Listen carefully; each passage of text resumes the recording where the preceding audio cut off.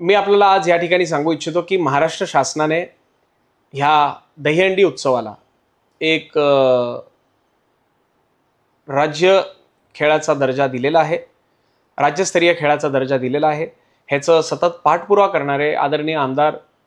तथा परिवहन मंत्री प्रताप सरनाईक साहेबांचे आम्ही सगळे गोविंदा हे मनापासून त्यांचे आभार व्यक्त करतो। फक्त एकच इच्छा आहे की आज आमचा हा गोविंदा फक्त महाराष्ट्रात मर्यादित न राहता भविष्यामध्ये हा संपूर्ण देशामध्ये सुद्धा जावा, आंतरराष्ट्रीय स्तरावर जावा। ह्यासाठी केंद्रीय क्रीडा मंत्री ह्यांची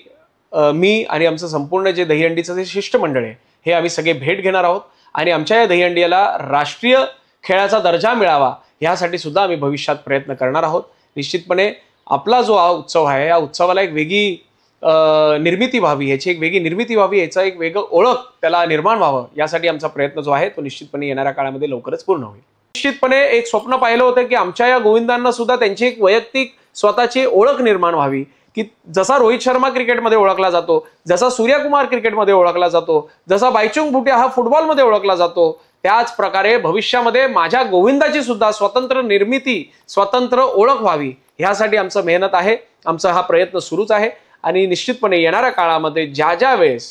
आम्ही ह्या खेळाला अजून मोठं करू आणि केंद्रीय शासनाकडनं सुद्धा आम्ही ह्या खेळाला मान्यता आणण्यासाठी नक्कीच प्रयत्न करू आणि ज्या दिवशी ते होईल मला असं वाटतं की आम्ही ज्या दिवशी आमच्या गोविंदांना सरकारी नोकरी उपलब्ध करून दिली त्यानंतर निश्चितपणे आमचा स्वप्न जो आहे तो पूर्ण होणार आहे। मी आपल्याला अभिमानाने सांगतो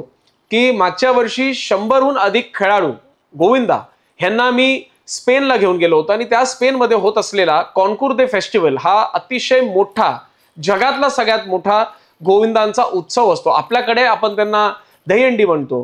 परंतु त्या देशामध्ये त्याला हे ह्युमन पिरामिड्स म्हणतात। आपल्या इथे आपण त्यांना गोविंदा म्हणतो, त्यांच्या तिथे त्या गोविंदांना ते कॅसलर्स म्हणतात। अशा सगळ्या लोकांना आपल्या गोविंदांना त्या ठिकाणी घेऊन गेलो आणि एक एक्सपिरियन्स जे आपण म्हणतो ते एक्सपिरियन्स त्या ठिकाणी क्रिएट केला, जेणेकरून आम्ही फक्त फिरायला काय गेलो नव्हतो, परंतु तिथनं आम्ही शिकून आलेलो आहोत की आपण या दहीहंडीला एक वेगळ्या उंचीवर कसं नेऊ शकतो। मला आनंद ह्या गोष्टीचा आहे की ज्या पद्धतीनं आम्ही 100 लोक मागच्या वर्षी स्पेनला गेलो होतो, ह्या वर्षी माझ्या या दहीहंडीला, माझ्या या प्रो गोविंदाला 111 स्पॅनिश खेळाडू हे येणार आहेत आणि प्रामुख्यानं आमचं जे प्रो गोविंदाचं जे रेफरी आपण म्हणतो किंवा जजिंग जे म्हणतो ते जजिंग ह्या वर्षी आमचे हे स्पॅनिश त्या फेस्टिवलला करणारे जे स्पॅनिश जजेस असतात त्याच लोकांना आम्ही आमच्या या ठिकाणी आमंत्रित केलेलं आहे, ज्याला इंग्लिशमध्ये जसं म्हणतात की it is an exchange program. आणि अशा एक्सचेंज प्रोग्रामच्या माध्यमातून आम्ही